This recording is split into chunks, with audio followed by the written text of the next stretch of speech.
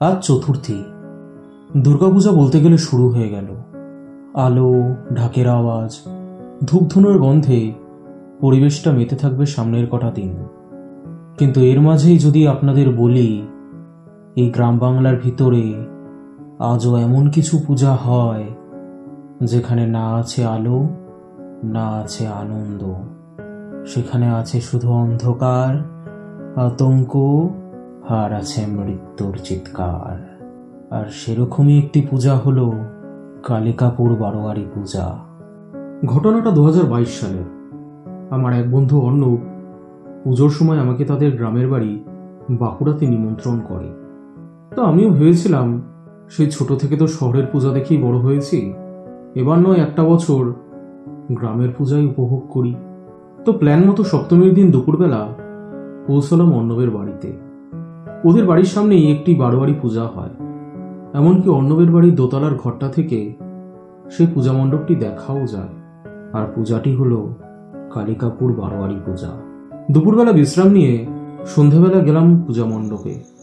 হালকা বৃষ্টিও পড়ছিল। গিয়ে দেখলাম, এ কি! ভেবেছিলাম গ্রামের পুজো, সাবেকিয়ানা থাকবে তাতে, কিন্তু এ তো খাঁ করছে। লোক নেই, জন নেই, শুধু দুজন মাত্র পূজারী বসে আছে। বাঁশ দিয়ে তৈরি মণ্ডপ, তার উপরে সাদা কাপড়ের আচ্ছাদন। না আছে কোনো আলো, না আছে কোনো বৈচিত্র্য। চারিদিকে কেমন যেন একটা অন্ধকার। শুধু দেবী প্রতিমার সামনেই কটা মাত্র প্রদীপ জ্বলছে।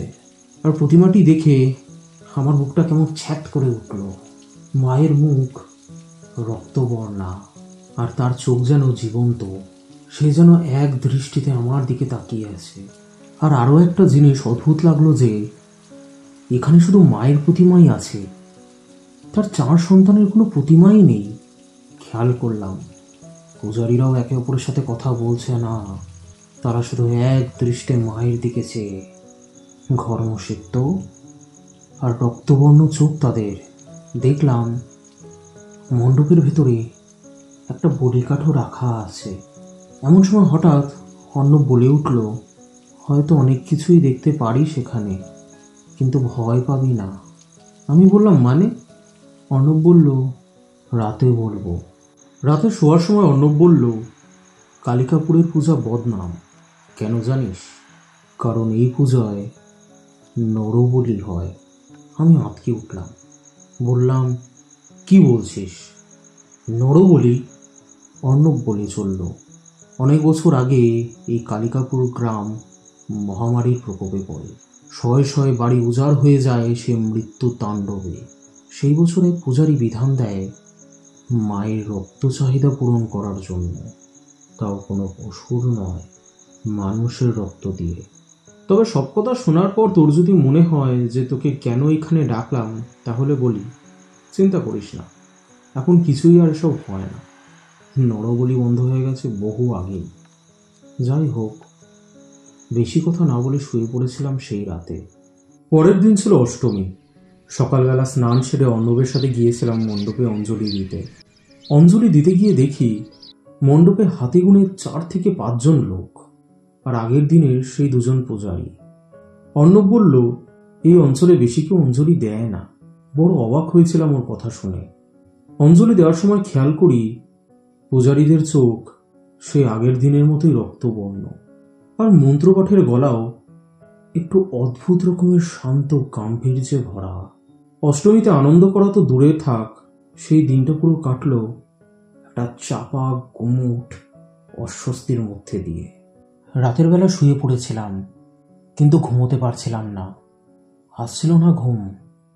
বাইরে থেকে ঢাকের আওয়াজ আসছিল, কিন্তু তা যেন উৎসবের নয়, বরং মৃত্যুর। হঠাৎ বাইরে থেকে কিছু অদ্ভুত শব্দ ভেসে এলো। জানালা দিয়ে তাকিয়ে দেখি কয়েকজন লোক মশাল নিয়ে মণ্ডপের ভেতরে প্রবেশ করলো, আর তারা যেন কাউকে টানতে টানতে ভেতরে নিয়ে যাচ্ছে। প্রথমে ভাবলাম চোখের ভুল, কিন্তু তারপর স্পষ্ট শুনলাম এক যুবকের গলা।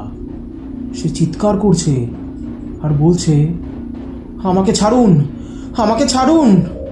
বুঝতে পারছিলাম না কি হচ্ছিল, তবে আমার শরীর কাঁপতে শুরু করলো। আমি আর থাকতে পারলাম না। বাড়ি থেকে বেরোতে যাব, তখন দেখি হঠাৎ একটা হাত পেছন থেকে আমার হাত চেপে ধরে। পেছনে ফিরে দেখি অর্ণব। তার মুখে ভয়ের ছাপ, তারও শরীর কাঁপছিল। কাঁপা কাঁপা গলায় সে আমায় বলল, যাস না, যাস না। কিন্তু আমি পারলাম না। বেরিয়ে গেলাম বাড়ি থেকে। আস্তে আস্তে মণ্ডপের কাছে গেলাম। ভেতরে তাকাতে দেখলাম তারা সেই ছেলেটির চোখ কাপড় দিয়ে বেঁধে দিয়েছে, আর তার মাথা সেই বলি কাঠে রাখা। দেখি একজন পূজারী মন্ত্র পাঠ করছে, আর তার হাতে তলোয়ার।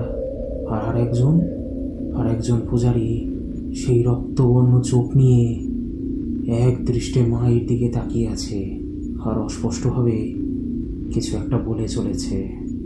যতটা কানে এলো তাতে বুঝলাম তিনি বলছেন, মা, মা, আয় মা, আয়, এ বলি তোর মা, এ রক্ত তোর, স্বীকার কর মা, স্বীকার কর। তার কথা শেষ হতে না হতেই আর এক পূজারী সেই ছেলেটির গলা তলোয়ার দিয়ে কেটে দিল। তার মাথাটি মেঝেতে গড়াগড়ি খেতে লাগলো। সারা মণ্ডপ ভেসে যেতে লাগলো সেই ছেলেটির গরম রক্তে। দেবী প্রতিমার সামনে ছিটিয়ে দেওয়া হলো সেই রক্ত। আমি আর থাকতে পারলাম না। আমি ছুটতে লাগলাম। ছুটে গেলাম অর্ণবের বাড়িতে। গিয়ে ঘরের দরজা দিয়ে খাটের এক কোনায় বসে রইলাম। ভয়ে সারা শরীর কাঁপছিল আমার। মনে হচ্ছিল হয়তো তারা আমাকে দেখে নিয়েছে, আর এবার তারা আমাকেও ধরে নিয়ে যাবে। সকাল হতে না হতেই আমি অর্ণবের বাড়ি থেকে বেরিয়ে যাই, কারণ এই বিভীষিকার মধ্যে থাকা আমার সাধ্যের বাইরে ছিল।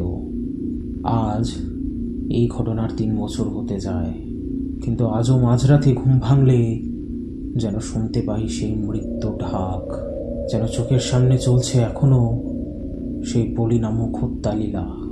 চলে আসার পর আমি আর কখনো অর্ণবের সাথে যোগাযোগ রাখিনি, কিন্তু আজও দুর্গাপুজোর সময় খবরে দেখতে পাই সেই গ্রাম থেকে কোনো না কোনো যুবক গায়েব হয়।